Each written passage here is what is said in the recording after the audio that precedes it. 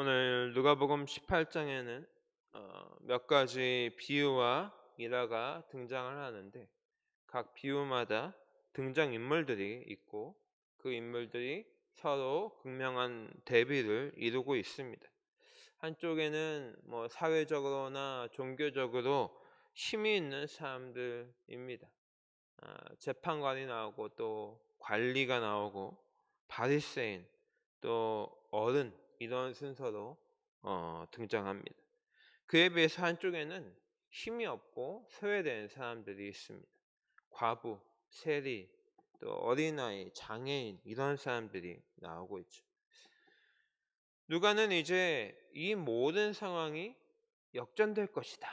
오늘 이 누가복음 18장을 한마디로 정의를 하면 이 모든 상황은 결국 하나님의 나라에서 역전될 것이다 라는 것을 말하고 있습니다.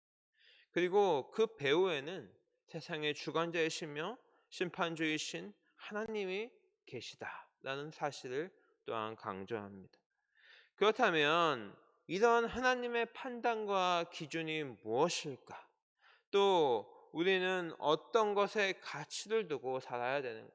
과연 하나님께서 말씀하시는 가장 중요한 그 기준과 가치는 무엇인가? 이것을 아는 것이 중요할 것입니다.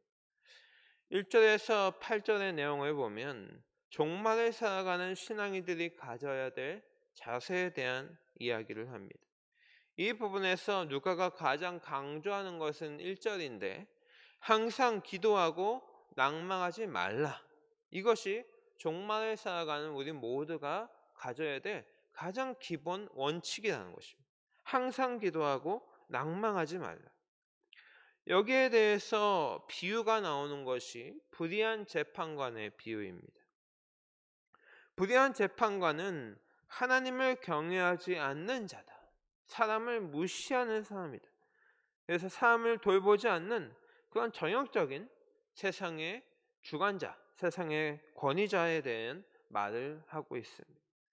반대로 억울한 일을 당한 과부는 세상에서 약자에 속합니다. 그런데 여기서 재판관이 과부의 억울한 일을 귀를 기울이고 있습니다. 그런데 그 까닭이 무엇이냐? 과부가 자신을 괴롭게 할 것이기 때문이다.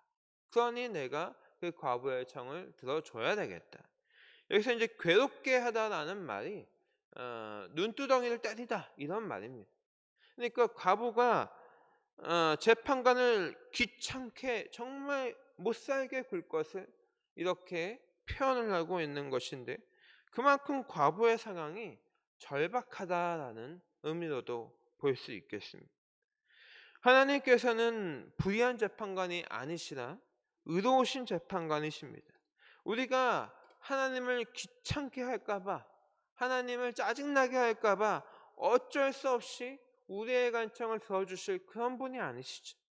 하나님은 우리가 당하고 있는 모든 고통이 어떤 것인지를 이미 알고 계시고, 우리에게 그 이미 해결책을 하나님 안에 갖고 계시다가 우리에게 가장 선한 길을 허락해 주시기 위해서 항상 준비되어 되신 분, 그런 분이 우리 하나님이십니다. 그래서 누가가 7절에서 하물며 이 불의한 재판관도 이렇게 과부의 간청을 들어주는데 하물며 우리 하나님이시겠느냐? 하물며 우리 하나님께서 우리에게 오래 지체하시겠느냐? 이렇게 우리를 격려하고 있습니다. 이를 통해서 정말 그 간절한 기도, 정말 나의 안에 있는 이 연약함을 주님 앞에 다 쏟아놓고 주님 아버지 앞에 부르짖는 그 기도를 구하는 것이 왜 중요한지를 우리에게 설명해주고 있는 것입니다. 그런데 이 비유에서 누가가 말하고 있는 그 핵심은 8절입니다. 하반절에 보면 그러나 인자가 올 때 세상에서 믿음을 보겠느냐라는 말씀을 덧붙이십니다. 분명히 주님께서, 하나님께서는 우리의 간곡한 기도를 들어주시는 분인데, 인자가 올 때에 세상에서 믿음을 보겠느냐라는 말씀하시죠. 하나님께서는 믿음으로 간청하기만 하면 가장 선한 길로 이끌어 주실 분이신 것이 틀림이 없는데 이 세대는 구하지 않는 세대다라는 것을 말씀하시는 겁니다. 이것이 종말을 살아가고 있는 성도들의 모습인 것입니다.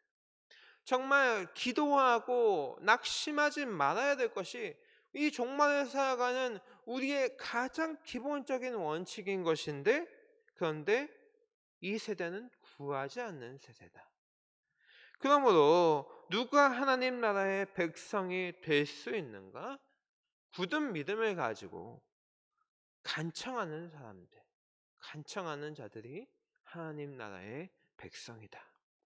이 종말을 살아가며 하나님의 마음을 움직일 수 있는 그런 성도가 되실 수 있기를 주님의 이름으로 축원합니다. 믿음으로 간구함을 통해서 하나님께서 이 세상 주관자로서 오늘 우리의 삶의 현장에, 오늘 이 땅에 주신 하나님의 나라 이 생명의 현장에서 일하시는 것을 보실 수 있기를 바랍니다. 또 9절에서 14절의 내용을 보면 한 부류는 자신을 의롭다 여기는 부류인 바리새인이 등장을 하고, 또 반대편에는 또 그들이 가장 멸시하고 이스라엘 백성들이 가장 싫어하는 이 세리라는 사람이 등장을 합니다. 이 9절에서 14절의 주제도 기도입니다. 그런데 이 기도를 하는 곳이 어디냐? 바로 성전입니다. 이 두 부류의 사람이 성전을 대하는 모습이 극명하게 차이가 납니다. 당시 사람들의 눈에 어떤 사람의 기도가 하나님께서 기뻐하시는 기도겠구나라고 생각이 들었을까? 그것은 당연히 바리새인입니다. 그 누구도 세리의 기도에 관심을 갖지 않았을 것입니다. 바리새인도 사람들이 자신을 우러러보는 것을 알고 있습니다. 그래서 11절에 보면 그는 일단 따로 서서 기도를 했다라고 합니다. 사람들이 다 주목하여 볼 수 있는 곳에 서서 기도했다라는 것입니다.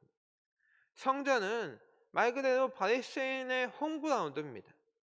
자신이 의인임을 가장 잘 선전할 수 있는 곳, 그곳이 성전일 것입니다. 그리고 그는 하나님의 이름을 부르며 이렇게 기도를 합니다. 나는 다른 사람들 곧 토색, 불의, 간음을 행하는 자들과 같지 않고 이 세리와도 같지 아니함을 감사하나이다. 나는 일해에 2번씩 금식하고 또 소득의 12조를 드리나이다. 이 기도의 내용들을 보면 세리를 비아냥거리는 그 모습이 참 안이꼬아 보이지만, 당시 사실 세리를 정죄하는 일은 정말 비일비재했을 것입니다.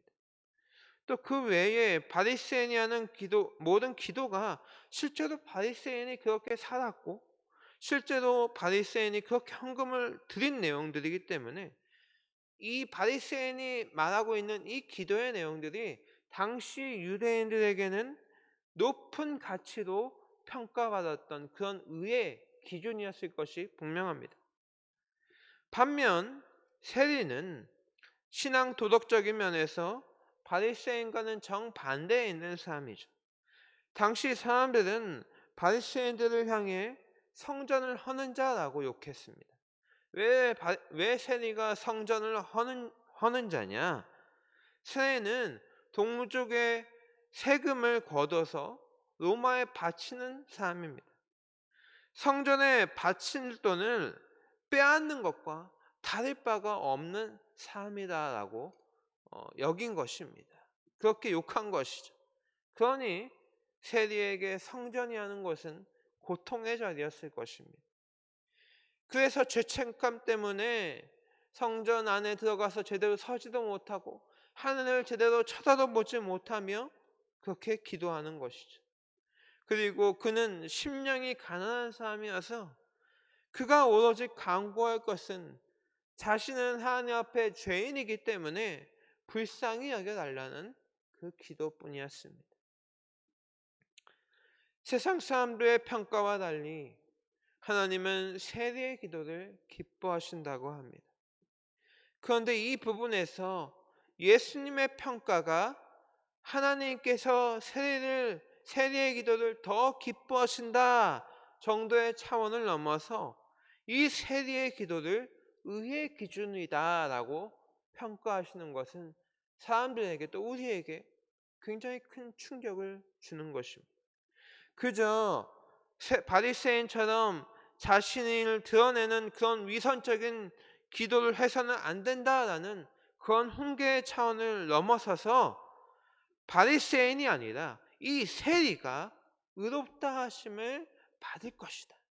이 세리가 의롭다 여기게 된다라고 말씀하셨을 때 당시에 그 말씀을 들은 유대인들에게 얼마나 큰 충격이었겠습니까? 저 사람이 역시 세리와 놀더니 이런 이상한 말을 한다. 이런 생각도 문득 들었을 것입니다. 세상의 기준, 가치 기준으로 볼 때 아무리 바리새인이 그렇게 뭔가 교만하고 위선적인 그러한 모습에 있을지라도 이 세리보다는 더 나은 자임이 분명한 것이죠. 그러나 예수님께서 말씀하시는 하나님의 가치 기준은 도대체 무엇이냐? 그것은 스스로 낮추는 자를 높이실 것이다 라는 것입니다. 여기서 이 예수님의 말씀에 이 동사가 굉장히 중요한데 그가 높은 것이 아니라 하나님께서 스스로 낮은 자를 높이신다. 하나님께서 하신다라는 것이 중요합니다. 예수님께서 말씀하시는 것은 바리새인의 의는 전혀 쓸모가 없다라는 것이 아닙니다. 그러나 하나님의 나라는 자기 의를 부정하고 오로지 나에 대한 이 평가를 하나님의 선처에 두는, 내가 스스로 나에 대해서 평가하는 것이 아니라 내 평가를 하나님께 맡기는 그런 세리와 같은 자들에게 이 하나님의 나라는 주어진다라는 것입니다. 하나님의 자신의 의와 행위에 대해 분명히 충분히 자신이 있는 사람이라 할지라도 하나님께서 낮추시고 하나님께서 높이시고자 하는 자에 대해서 판단할 수 없고 하나님께서 높이시려고 하는 자보다 더 높아질 수 없다라는 것이죠. 15절에서 17절은 어린아이들이 내게로 오는 것을 용납하고 금하지 말라라고 말씀하시면서 하나님의 나라가 이와 같은 자의 것이다, 이렇게 말씀하시죠. 계속해서 이 하나님의 나라에 대한 말씀을 하시는데 이 어린아이의 특징이 무엇이냐 한마디로 표현하면 순수함인데 여기서 순수함이라는 것은 착하다는 것이 아닙니다. 어린아이들은 절대 착하지 않습니다. 우리가 애들을 다 키워보셔서 아시겠지만 애들은 얼마나 자신의 것들을 얻기 위해서 그 악독함을 발휘합니까? 동생을 때리기도 하고 몰래 가서 먹기도 하고 거짓말하기도 하고 애들은 악독하죠. 근데 순수합니다. 이 순수함이라는 것은 무엇이냐? 내가 원하는 것을 얻기 위해서 물불을 가리지 않는 그런 모습을 말하는 것입니다.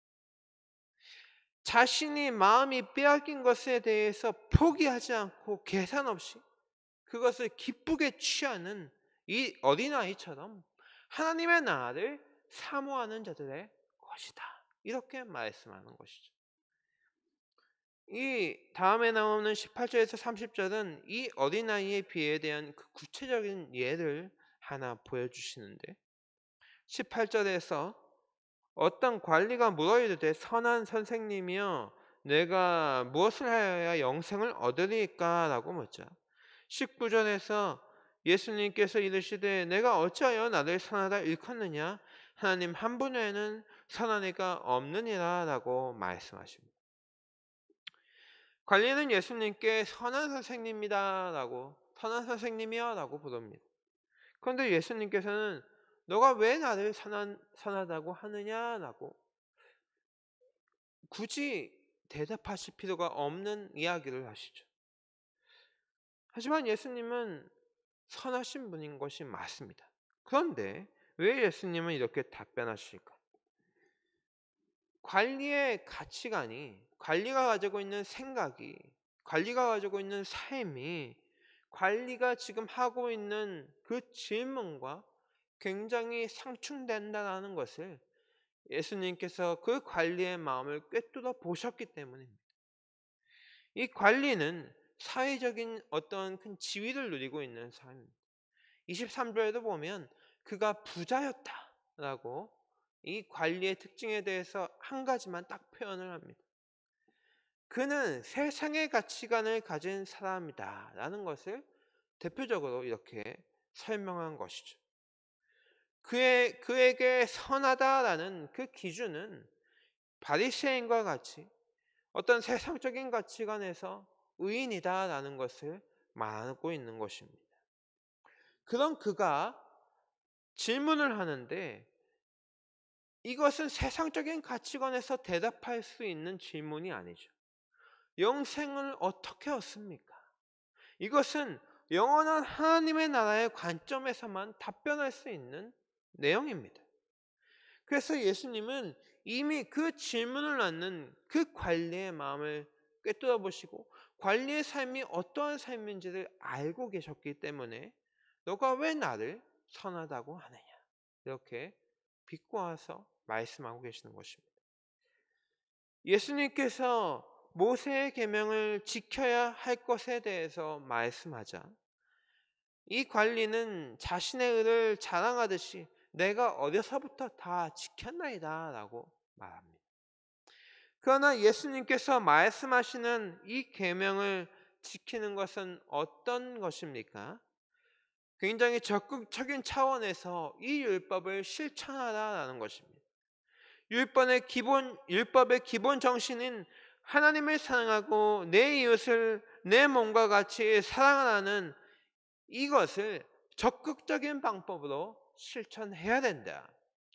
이 지금 관리에게 가장 유효한 방법이 무엇이냐? 22절에 보면 내게 있는 것을 다 팔아서 가난한 자들에게 나눠주라. 그리하면 하늘에서 내게 보화가 있으리라. 그리고 와서 나를 따르라. 지금 이 관리에게 율법을 실천할 수 있는 가장 유효한 방법은 있는 것을 다 팔고 하나님께 모든 소망이 하나님의 나라에 모든 소망이 있는 줄 믿고 예수님을 따라가는 삶입니다. 우리가 어디에 더 가치를 두고 살고 있는가? 이 세상의 권위에 대한 가치인가? 아니면 보이지는 않지만 영원한 권위에 대한 가치인가?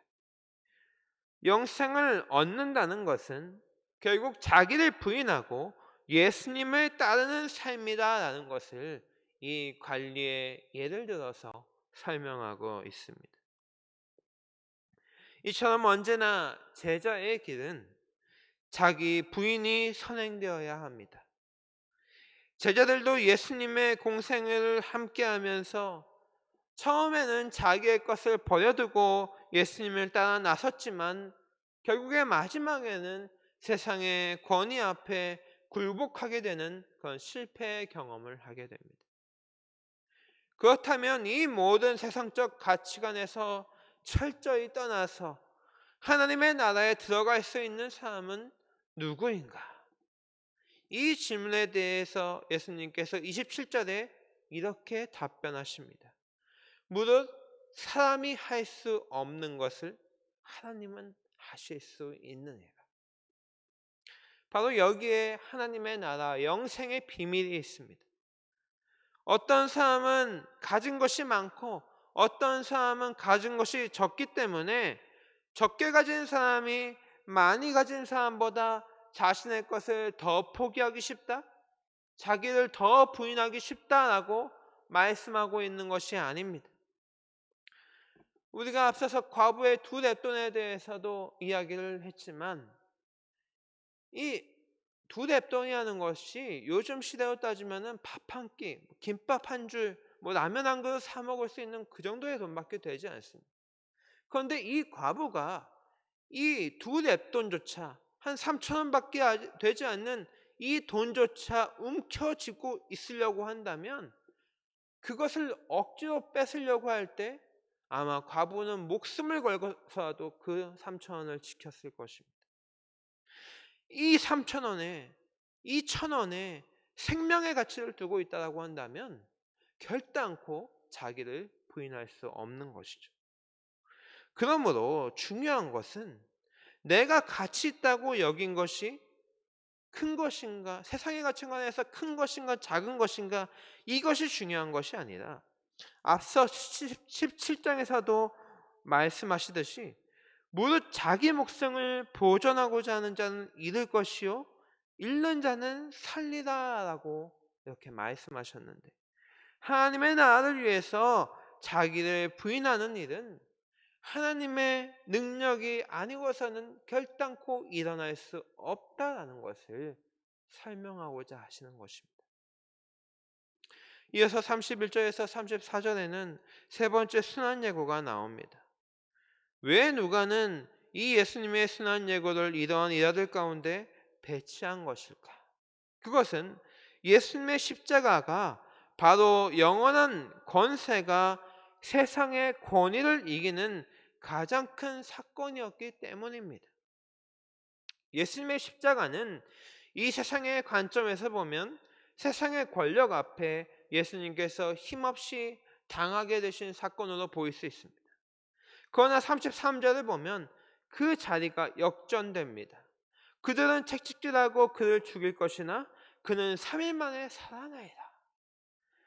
예수님의 십자가 사건 이전에는 그저 계명을 잘 지키고 유대인의 전통을 잘 행하는 것으로 구원이 있었다라고 믿었지만, 이제 하나님께서 죽은 자 가운데서 다시 살리신 이 예수님을 통하지 않고서는 구원을 받을 방법이 없도록 하신 것입니다. 하나님 외에는 하나님의 나라에 들어가게 할 자가 없다. 하나님 외에는 자기를 부인하게 할 수 있는 일이 일어나지 않는다. 예수님의 십자가 외에는 하나님의 나라를 들어가게 하실 방법을 허락하지 아니하셨다. 결국에는 하나님께서 하셔야 된다. 이 말씀을 하고 있는 것입니다. 그래서 마지막에 35절에서 43절에 등장하는 이 맹인은 세상의 눈먼 장애인에 불과하지만 이 영생을 어떻게 얻을 수 있는지를, 그것을 볼 수 있는 눈을 가진 사람으로 우리에게 설명되고 있는 것입니다. 그래서 그는 오로지 영생을 얻고자 나를 불쌍히 여기소서라고 부르짖고 있습니다. 내가 이렇습니다 저렇습니다 말하지 않습니다. 그저 나를 불쌍히 여기소서. 하지만 사람들은 세상의 관점에서 그를 가치없는 사람으로 보고 그 맹인을 꾸짖어 조용히 시키려고 합니다. 그렇지만 이 맹인은 정말 어린아이와 같은 모습으로 맹목적으로 이 심령에 갈급해하는 것을 결단코 멈추지 않고 오로지 자신이 얻어야 할 것을 끊임없이 간청하고 있는 것이죠. 그 결과 43절에서 그는 결국 눈을 뜨게 됩니다. 이 눈을 뜬 것이 중요한 것이 아니야. 이것은 그저 현상입니다. 이 맹인은 영생의 눈을 떴다. 이것에 대해서 보여주고 있는 것이죠. 눈을 뜨게 되었다는 이 사실이 중요한 것은 이 사실보다 중요한 것은 42절에 내 믿음이 너를 구원하였느니라 라는 예수님의 선언인 것입니다. 오늘 누가복음 18장은 종말을 살아가며 영생을 향해 목숨을 걸고 간청하는 힘을 잃고 너무나도 쉽게 이 세상의 권위에 굴복해 보이는 이 세대를 향한 예수님의 경고의 말씀을 담고 있습니다. 우리의 눈에 보기에는 세상의 권위를 추구하는 삶이 더 풍성한 생명으로 보일 수 있지만, 세상의 권위자이며 심판주이신 하나님 앞에서 모든 판단은 뒤집히게 될 것이다. 결국 하나님께서 판단하시고 하나님께서 구원의 길을 열어주셔서 주님을 따라가는 것이 유일한 구원의 길임을 우리에게 보여주고 계십니다. 그런데도 이런들 어떠하며 저런들 어떠하냐 하는 그러한 자세로 이 세상을 뒤쫓아 살아간다면 결단코 하나님의 나라를 얻을 수 없을 것이다 라고 말씀하십니다. 우리의 어두워진 눈을 들어 하나님의 나라를 갈급해하는 이 맹인과 같은 제자들을 회복하게 하여 주시옵소서. 그것이 영생을 얻는 유일한 길이며 또한 세상 가운데 하나님의 나라의 영광을 드러내서 세상으로 하여금 하나님을 찬양케 하는 그 길이 된다는 것을 기억하시길 바랍니다. 영원한 권위를 사모하는 온 믿음의 권속들 되시기를 주님의 이름으로 축원합니다.